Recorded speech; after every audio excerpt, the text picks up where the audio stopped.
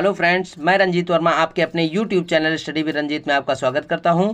Friends, मैं आपको अपने इस वीडियो में शब्द विग्रह पढ़ाऊंगा जो कि आपके समाज से संबंधित हैं। तो बच्चों, इस वीडियो में मैंने उन्हीं शब्दों को चयनित किया है, यानी ऐसे चुने हुए शब्दों को लिया है जो कि आपकी कई बार परीक्षा में आए हुए हैं, निरंतर परीक्षा में पूछे जाने वाले शब्दों को ही चयनित किया है और आपकी जो नई वाली बुकें आई हैं 2023 का मॉडल पेपर आया है उससे संबंधित है, उनमें भी लगातार पूछा गया है, सभी सीरीजों में ये पूछे गए हैं। तो बच्चों, आपकी आगामी आने वाली परीक्षा में बहुत ही महत्वपूर्ण सिद्ध होंगे। ठीक है बच्चों, तो हम देखते हैं हमारे कुछ चुने हुए शब्द विग्रह शब्द जो कि बहुत ही महत्वपूर्ण है और निरंतर सभी परीक्षाओं में यही पूछे जाते हैं। बच्चों, यह वीडियो मैंने बोर्ड के अभ्यर्थियों के लिए निश्चित रूप से तैयार किया है।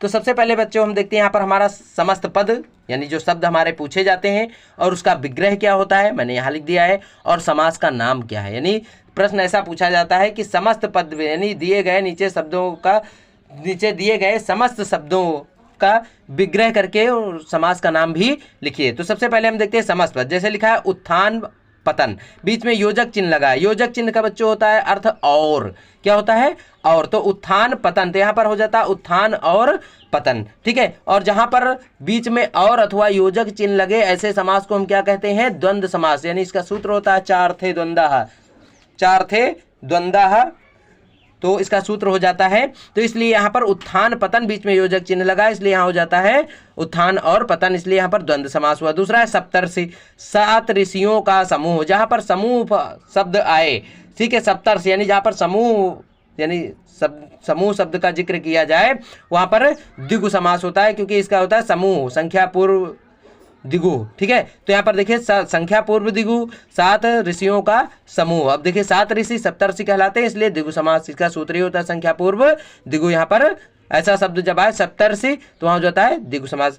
खरा खोटा, अभी मैंने बताया बच्चों आपके अगले शब्द में कि यहाँ पर योजक चिन्ह लगा हुआ है, खरा और खोटा, तो वहाँ पर कौन सा समास होगा, चार्थे द्वंद्वः यानी द्वंद्व समास होता है। समझ गए, चार्थे द्वंद्वः इसका सूत्र होता है। यहाँ बीच में योजक अथवा और या चा शब्द, ठीक है, लगा दिया जाए चावर्ण, तो यहाँ पर द्वंद्व समास होता है।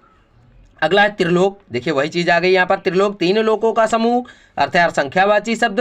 त्रिलोक यानी संख्या पूर्व दिगु, यानी जिसका प्रथम शब्द संख्यावाची हो वहाँ दिगु समास होता है। समझ गए। तिरंगा वही चीज, तिरंगा 3 रंगों का समूह, लास्ट में वो समूह शब्द है, आगे संख्यावाचक शब्द है, वहाँ तिरंगा हो जाता है, यानी संख्या पूर्व दिगु, यहाँ इसमें भी दिगु समाप्त। सप्त सिंधु, 7 सिंधुओं का यानी 7 समुद्रों का समूह, तो यहाँ पर संख्या पूर्व दिगु हो जाता है दिगु समास। ठीक है।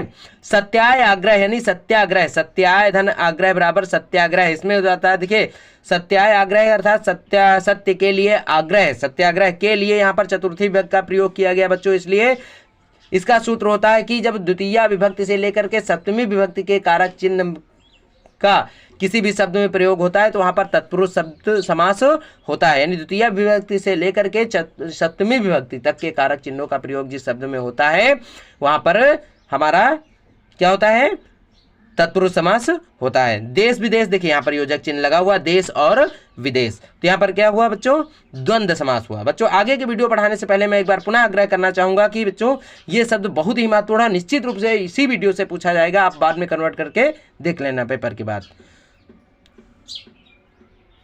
अब बच्चों हम आगे के शब्द लेते हैं, जैसे चौराहा, अभी मैंने बताया संख्या पूर्व दिगु, इसका प्रथम पद संख्यावाचक हो और लास्ट में समूह शब्द का जिक्र हो, तो चौराहा यानी 4 राहों का समूह, संख्या पूर्व दिगु अर्थात दिगु समास। ठीक है। पाप पुण्य, अब देखिए पाप पुण्य, पाप और पुण्य योजक चिन्ह लगा हुआ है, जहां योजक चिन्ह बीच में और आए, चा आए या योजक चिन्ह आए वहां पर द्वंद्व, चार्थे द्वंद्वः यानी बीच में द्वंद्व समास होता है।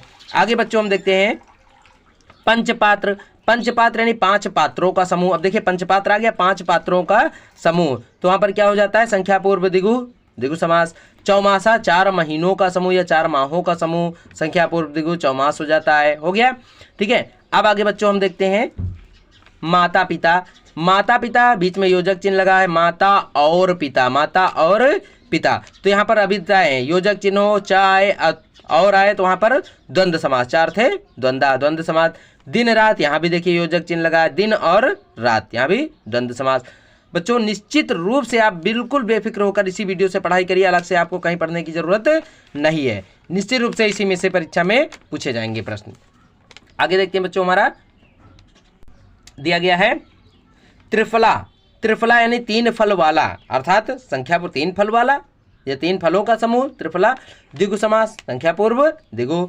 पवन पुत्र, पवन का पुत्र, अभी मैंने आपको आगे बताया यहाँ पर तत्पुरुष समास में कि जिसमें द्वितीया से सप्तमी विभक्ति तक के कारक चिन्हों का प्रयोग होता है, वहाँ पर तत्पुरुष समास होता है। जैसे प्रथमा हो जाता है, प्रथमा ने द्वितीया को तृतीया के लिए चतुर्थी से पंचमी से अलग होने पर, ठीक है। षष्ठी काकी के रारी रे नानी ने सप्तमी में से पर और संबोधन है अरे, तो ये जितने भी कारक चिन्ह आते हैं वहां पर तत्पुरुष समास होता है। पवन पुत्र यानी पवन का पुत्र, प्रथमा ने द्वितीया को तृतीया, यहाँ षष्ठी विभक्ति है काकी के, ठीक है। अब देखिए अन्न जल, अन्न और जल, अन्न जल यहाँ पर बच्चों योजक चिन्ह लगेगा, अन्न जल, तो इसलिए अन्न और जल, बीच में योजक चिन्ह या और शब्द लग जाए तो वहां पर और शब्द का लोप हो जाता है जहां योजक होता है, इसलिए अन्न और जल यानी और शब्द यानी द्वंद्व समास 4 थे, द्वंद्व है। सूत्र याद रखेंगे। नवरत्न यानी 9 रत्नों का समूह, नवरत्न अर्थात 9 रत्नों का समूह बराबर द्विगु समास, संख्या पूर्व द्विगु, ठीक है। सूत्र याद रखेंगे, बहुत आसानी से याद हो जाएगा। नवरत्न अर्थात 9 रत्नों का समूह, नवरत्न हो गया, द्विगु समास हो गया। और इसी तरह क्रम में हमारा जो एक शब्द है जल थल, बीच में योजक चिन्ह जल और थल, और जहां पर और शब्द का लोप हो वहां पर द्वंद्व समास हो जाता है। तो बच्चों इस वीडियो को हम यहीं पर समाप्त करते हैं, और समाप्त करने से पहले एक आपसे बताना चाहेंगे कि YouTube पर मैं ऐसे ही कुछ प्रश्नों को डालूंगा और उसका जवाब आपको देना होगा कि इसमें कौन सा समास है, ठीक है। एक शब्द में डालकर आपका एक पोस्ट क्रिएट करूंगा, उसके बाद में आपको अधिक से अधिक वोट करके उसका जवाब देना है। तो हम देखते हैं कि पढ़ाई समझ में आई या नहीं। धन्यवाद।